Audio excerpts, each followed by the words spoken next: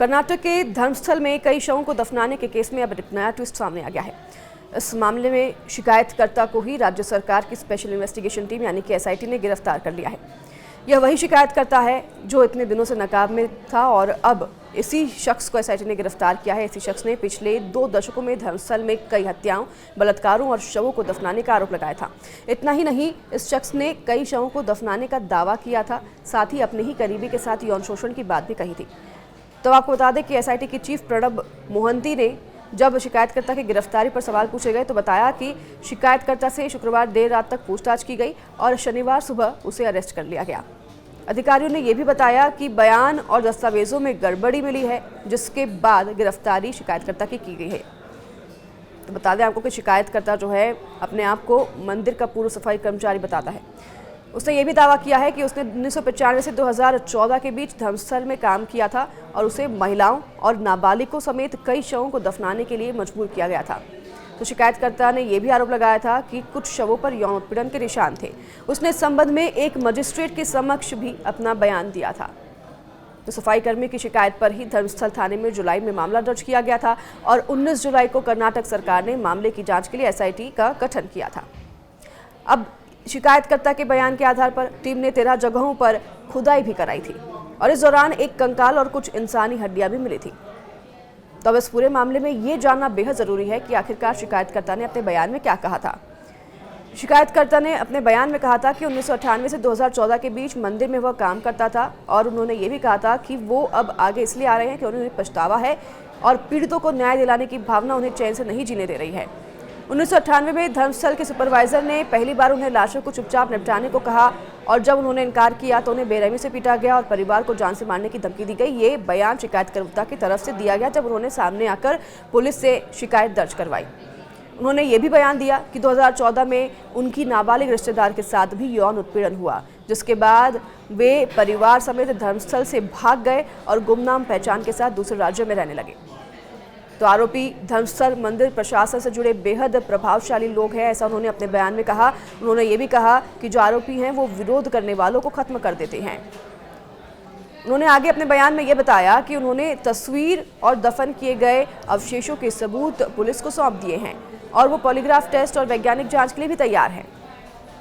तो कर्नाटक का ये जो प्रसिद्ध धार्मिक स्थल है धर्मस्थल, ये अब विवादों में घिरा हुआ है इतने समय से। अब ये नया ट्विस्ट जो सामने आया है, शिकायतकर्ता को ही गिरफ्तार कर लिया गया है।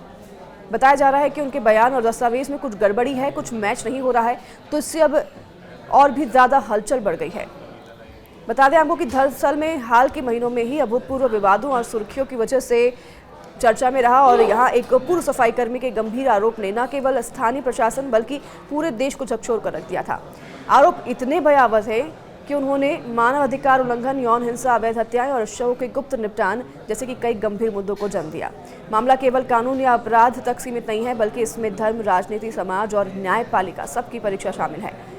इस विवाद की जड़ें उस समय हिल गई जब धर्मस्थल मंदिर में सफाई करने वाले एक पूर्व कर्मचारी ने मीडिया और अदालत के सामने दावा किया कि 1995 से 2014 तक उसे और उसके साथियों को मंदिर प्रशासन के दबाव में शवों को जंगल में दफनाने के लिए मजबूर किया गया और इन शवों में महिलाएं और नाबालिग शामिल थी। कई शवों पर बलात्कार और यौन उत्पीड़न के निशान भी पाए गए थे और शवों को सामान्य पुलिस प्रक्रिया, पोस्टमार्टम, एफआईआर आदि से बाहर रखकर गुप्त रूप से दफन कराया जाता था, ये भी उन्होंने दावा किया था। तो वहीं शिकायतकर्ता ने अदालत में शपथ पत्र भी देकर कहा था कि उसने स्वयं 70 से 80 शवों को दफन किया है और यह सब मंदिर प्रशासन की मूक सहमति से हो रहा था। बता दें आपको कि जन दबाव और मीडिया कवरेज भी लगातार इस पूरे मामले पर बढ़ने लगा और जब मीडिया कवरेज बढ़ा तो फिर इसके बढ़ने पर कर्नाटक सरकार ने विशेष जांच दल यानी कि एसआईटी का गठन किया। एसआईटी प्रमुख आईपीएस अधिकारी प्रणब मोहंती ने जो हैं वो भी सामने आकर अब इस शिकायतकर्ता की गिरफ्तारी पर अपनी सफाई दे चुके हैं। उन्होंने बताया है कि किस तरीके से दस्तावेजों में गड़बड़ी पाई गई है शिकायतकर्ता के, इसलिए अब उससे और भी पूछताछ की जा रही है। तो शिकायतकर्ता ने बता दें आपको कि 13 संभावित दफन स्थलों की पहचान भी कराई थी। एसआईटी ने नेत्रवती नदी के किनारे और धर्मस्थल के आसपास के 11 से 15 स्थलों पर खुदाई की थी। शिकायतकर्ता के बयान पर तो खुदाई में कुछ जगह पर कंकाल अवशेष और हड्डियां भी मिली, कई जगह खुदाई बेनतीजा रही। तो फॉरेंसिक टीम ने बरामद हड्डियों का डीएनए परीक्षण और कार्बन डेटिंग भी शुरू किया ताकि यह तय हो सके कि वे कितनी पुरानी हैं और किसके हो सकती हैं। तो जांच के दौरान ही एसआईटी को कई विसंगतियों जो है वो नजर आई। शिकायतकर्ता ने कोर्ट को जो खोपड़ी दिखाई थी वह फर्जी निकली। शुरुआती बयान और बाद की गवाही में विरोधाभास भी थे। कई मामलों में शिकायतकर्ता ने कहा था कि शव प्राकृतिक मौत या फिर दुर्घटनाओं के बाद कानूनी प्रक्रिया पूरी करके दफनाए गए थे। तो इन विरोधाभासों के चलते एसआईटी ने शिकायतकर्ता को गिरफ्तार कर लिया। अब आरोप है कि उसने झूठे बयान दिए हैं और एसआईटी को गुमराह करने के लिए फर्जी सबूत पेश किए हैं। तो वहीं अब इस पूरे मामले पर सियासत भी गर्मा गई है। बीजेपी ने इसे हिंदू आस्था और मंदिर पर हमला करार दिया। तो वहीं कांग्रेस सरकार पर भी सवाल उठाए हैं कि वह मंदिरों को बदनाम करने की साजिश का हिस्सा रच रही है। कांग्रेस सरकार का कहना है कि जांच पूरी तरह से एसआईटी और अदालत के हाथ में है और सरकार निष्पक्षता से काम कर रही है। तो कई हिंदू संगठन और भक्त मंच जैसे कि धर्मस्थल भक्त भिमानी वेदिके ने कहा है कि यह एक सोची समझी साजिश है जिसके पीछे विदेशी फंडिंग और मिशनरी ताकतें काम कर रही हैं। दूसरी ओर मानवाधिकार संगठन और कुछ सामाजिक कार्यकर्ताओं ने कहा कि अगर आरोप सही हैं तो यह मानवता के खिलाफ अपराध है और सीबीआई या अंतर्राष्ट्रीय स्तर पर जांच होनी चाहिए। तो वहीं मामले ने मीडिया में भारी हलचल भी पैदा कर दी है। हजारों लेख, पोस्ट और रिपोर्ट्स ऑनलाइन वायरल हुए जिस पर अदालत ने शुरुआत में 8,800 से अधिक ऑनलाइन लिंक हटाने का आदेश भी दिया था ताकि बिना प्रमाण किसी भी धार्मिक भावनाओं को ठेस न पहुंचाई जा सके। लेकिन बाद में हाईकोर्ट ने इसे गैग ऑर्डर को रद्द कर दिया था और यह कहते हुए कि सूचना का अधिकार लोकतंत्र का मूल है। तो आसपास के गाँव में भी लगातार डर और अविश्वास फैल गया था। कुछ लोग ये भी मान रहे हैं कि सफाई कर्मी ने सच बोला है और उसकी जान को खतरा है। तो वहीं एक बड़ा वर्ग इसे धर्मस्थल की बदनामी की साजिश बता रहा है। तो दूसरी तरफ एसआईटी ने जो अवशेष पाए हैं उनके सामने कई वैज्ञानिक चुनौतियां भी हैं, जैसे कि कई हड्डियां इतनी पुरानी हैं कि डीएनए निकालना मुश्किल है। मिट्टी और जलवायु ने भी हड्डियों को नुकसान पहुंचाया है। तो जांच में कार्बन डेटिंग, डीएनए एक्सट्रैक्शन और फॉरेंसिक एंथ्रोपोलॉजी का सहारा भी लिया जा रहा है।